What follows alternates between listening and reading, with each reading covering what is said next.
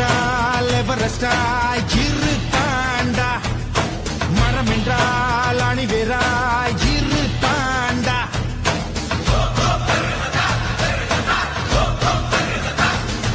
இவன் நடக்கும் திசையே கிழக்காய் மாறுது, எடுக்கும் முடிவே தீர்ப்பாய் ஏறுது.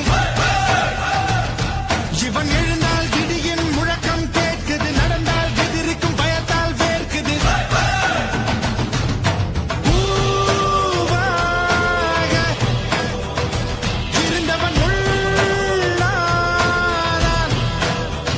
பார்த்திபனாயிருந்தா 4 பேர் போதும். அதுவே லியோவாயிருந்தா நம்ம மொத்த ஊரே போனாலும் பத்தாது. இதுவரையில நல்லவன் இருந்தா